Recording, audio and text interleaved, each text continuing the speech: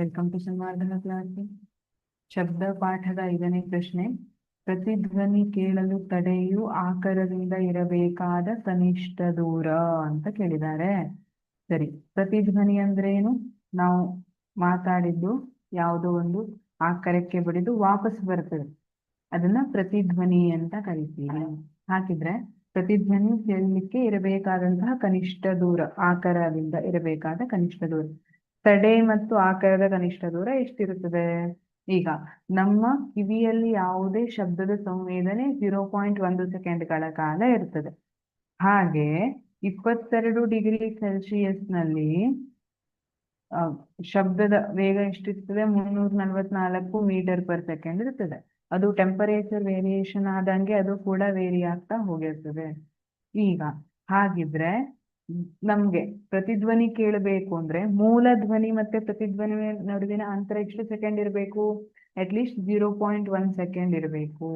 ಹಾಗಿದ್ರೆ ನಾವೀಗ ಕ್ಯಾಲ್ಕುಲೇಟ್ ಮಾಡಿದ್ರೆ 344 metre per second into 0.1 second ಮಾಡಿದ್ರೆ ಎಷ್ಟು ಬರುತ್ತೆ? 34.4 ಮೀಟರ್ ಬಂತ. ಇದೇನು? ಒಟ್ಟು ಚಲಿಸಿದ ದೂರ. ಶಬ್ದ ಏನಿದೆ ಅದು ಆಕರದಿಂದ ಇರಿಸಿ, ಆಕರದಿಂದ ತಡೆಗೋಡೆಗೆ ಮುಟ್ಟಿ ಮತ್ತೆ ವಾಪಸ್ ಬರ್ಲಿಕ್ಕೆ ಏನಿದೆ ಆ ಒಟ್ಟು ದೂರ ಏನಿದೆ 34.4 ಮೀಟರ್ ಇದೆ. ಅವ್ರೇನ್ ಕೇಳಿದ್ದಾರೆ? ಪ್ರತಿಧ್ವನಿ ಕೇಳಲು ತಡೆಯು ಆಕರದಿಂದ ಇರಬೇಕಾದ ದೂರ ಅಂದ್ರೆ 34.4 ಮೀಟರ್ ಅನ್ನ ನಾನೇನ್ ಮಾಡ್ಬೇಕು? ಅರ್ಧ ಮಾಡಬೇಕು. ಎಷ್ಟು ಬರುತ್ತೆ? 17.2 ಮೀಟರ್ ಅಲ್ವಾ? ಇದು ಒಟ್ಟು ದೂರ ಆಯಿತು.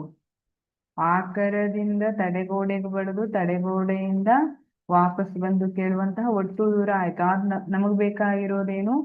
ಪ್ರತಿಧ್ವನಿ ಕೇಳಲು ತಡೆ ಮತ್ತೆ ಆಕರದ ನಡುವಿನ ದೂರ ಎಷ್ಟಿರ್ಬೇಕು ಅಂತ ಕೇಳಿದ್ದಾರೆ. 34.4 ಮೀಟರ್ನ ಅರ್ಧ ಇರಬೇಕು ಅಂದ್ರೆ 17.2 ಮೀಟರ್ ಆಗುತ್ತೆ. Thank you.